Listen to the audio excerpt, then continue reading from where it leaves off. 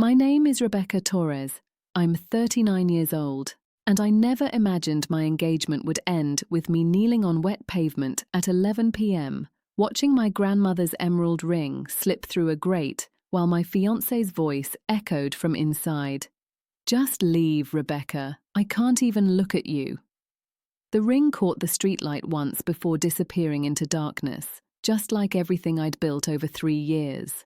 My hands were shaking so hard I could barely grip my phone. Inside the house I'd helped renovate, the house where I'd painted walls and planted roses and learned to make chicken parmesan, the way Michael liked it, my fiancé stood with his arms around his 15-year-old son, Ethan, protecting him from me. She tried to delete my college fund, Ethan had told him an hour earlier, his voice cracking with manufactured panic. "Dad, I have screenshots. She said I didn't deserve Mom's money." I hadn't said that. I'd never even accessed that account.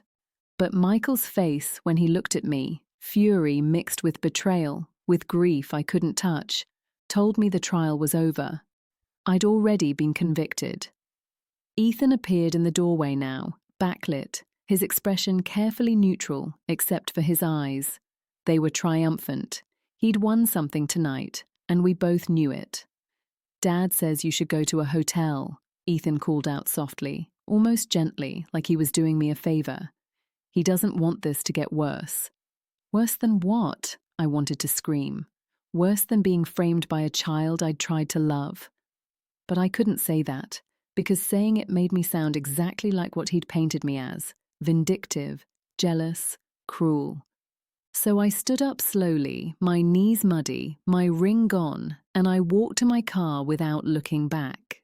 The question that haunted me for weeks afterward wasn't why he believed his son. It was how long Ethan had been planning this, and how many other lies I'd swallowed without knowing I was on trial the entire time. If you'd asked me 6 months ago when things started to fall apart, I would have said they hadn't. That's what people like me do. We rewrite red flags as quirks, manipulation as teenage angst, rejection as adjustment. The truth is, poison doesn't announce itself. It seeps. I met Michael Chen at a community fundraiser in Portland 3 years ago.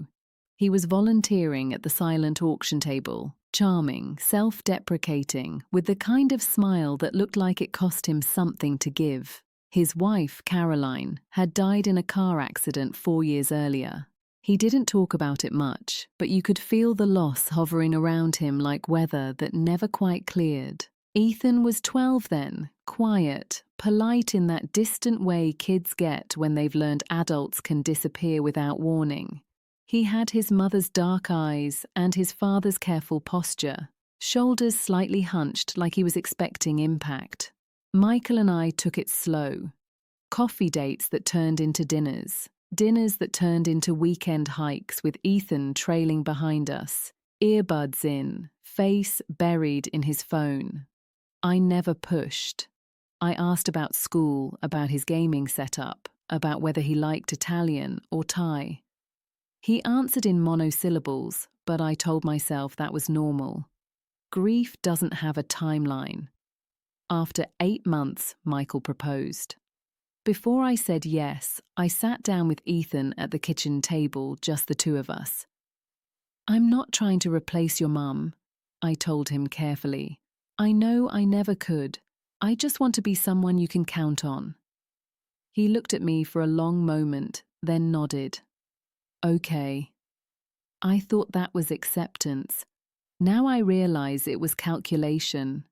The first year after we got engaged was smooth, not perfect, but steady. We moved into a bigger place in northeast Portland, a craftsman-style house with a backyard and good schools nearby. I paid the down payment, my savings, my name on the mortgage, my investment in what I thought was our future. Michael kept saying how lucky he was, how good I was for Ethan, how Caroline would have liked me. I believed him. The shift didn't announce itself. It came in whispers. Ethan started making small comments to Michael when I wasn't in the room, or when he thought I wasn't listening. Mom used to make it differently. Mom never cared if I stayed up late. You deserve someone who gets you, Dad. At first, Michael shut it down. Your mom's not here, buddy, and Rebecca's trying her best. But the comments didn't stop. They multiplied. And slowly, I noticed Michael watching me differently, not with anger, but with doubt, like he was checking my reactions against some internal rubric I hadn't been given. Then came the two faces.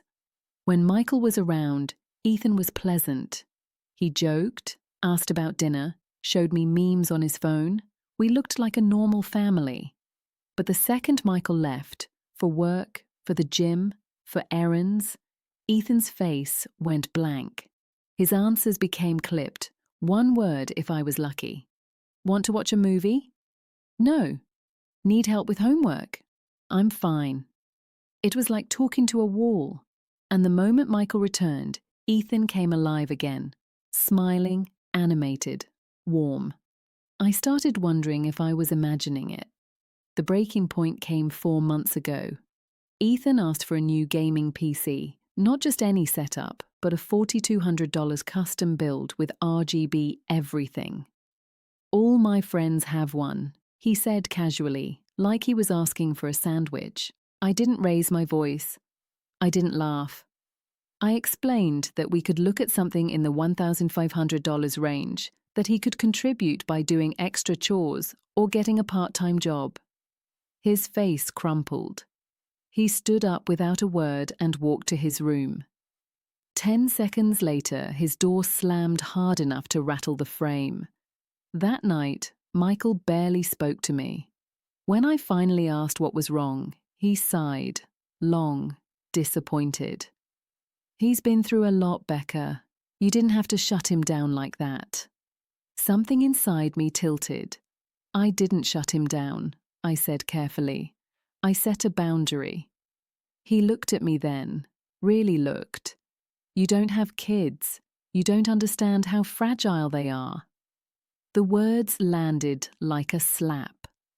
From that night on, everything accelerated.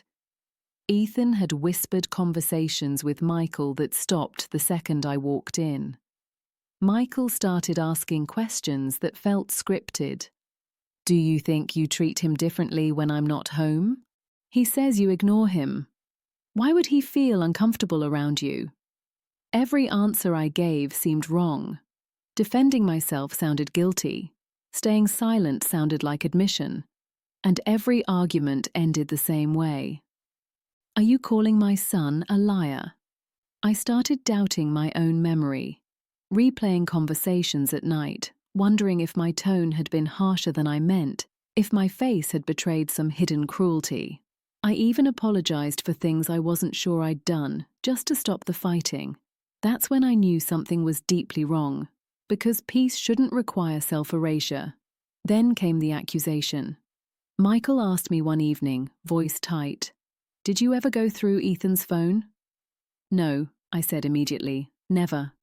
He nodded, but his eyes didn't soften. They searched. From upstairs, I heard a door close softly.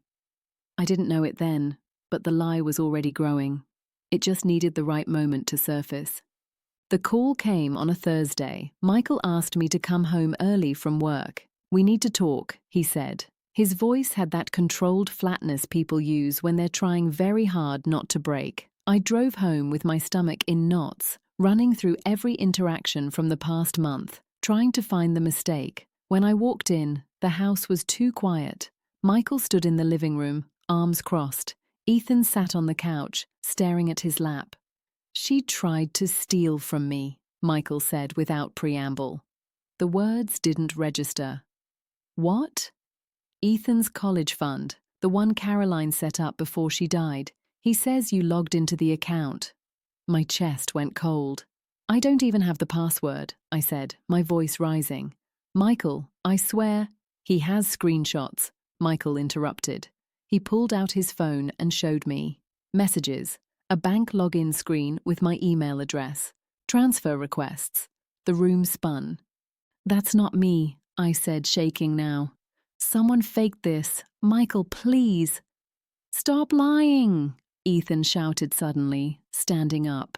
His face was red, his hands trembling. "You said I didn't deserve it. You said it should go to our kids someday, not me."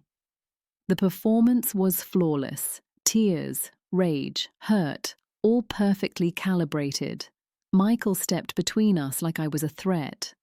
"I think you need to leave," he said quietly. "Michael." "Now, Rebecca." I grabbed my purse with shaking hands. As I walked toward the door, I glanced back.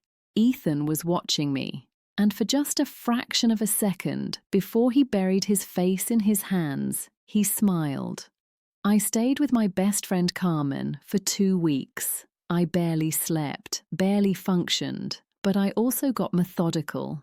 I hired a lawyer, Sharon Voss, sharp, experienced, no nonsense. When I told her everything, she asked one question: "Who owns the house?" "I do," I said. "My name, my down payment." She nodded. "Good. Now we need proof." Through Sharon, I hired a forensic IT specialist. Within a week, he traced the fake login. The screenshots had been digitally altered. The access attempts came from Ethan's laptop, not mine. We also found his online searches: how to fake bank screenshots, frame someone for theft, make someone look guilty. And then we found the messages. Ethan bragging to a friend: "She's gone in a week. My dad will believe anything I say." 3 weeks after Michael threw me out, I texted him: "Meet me tomorrow, 2 p.m., Riverside Cafe." He came. He looked smaller, tired, hopeful that I'd apologize. I slid an envelope across the table. Divorce papers. No, we weren't married yet, so dissolution of engagement. Beneath that, printed evidence, screenshots, forensic reports, messages. His face went white. I played the video on my phone. Ethan's voice, cold and proud. "He'll believe me, he always does." Michael made a sound I'll never forget, something between a gasp and a sob. Ethan walked in moments later, must have been tracking his dad's location. When he saw the table, the papers, my face, he froze. "Dad," he started, his voice cracking. "She faked all of that. She's trying to—" "Stop," Michael whispered. Ethan's mouth snapped shut. "Why?" Michael asked, his voice breaking. "Why would you do this?" Ethan didn't answer, because there was no answer that could save him. I stood up. "You have 30 days to move out of my house. Both of you." Michael didn't argue. That was 2 months ago. I live alone now in a small townhouse in southeast Portland. It's quiet, sometimes sad, mostly free. Michael sent me a letter last week. An apology, long and desperate, full of regret and self-loathing. He said Ethan is in therapy, that he's trying to rebuild trust, set boundaries, understand what went wrong. I didn't reply, because some betrayals don't get second chances. Some lies cut too deep. I think about that night sometimes, kneeling on wet pavement, watching my ring disappear. At the time, it felt like losing everything. Now I know it was the moment I got myself back. Love built on blind belief isn't love, it's surrender, and I'm done surrendering.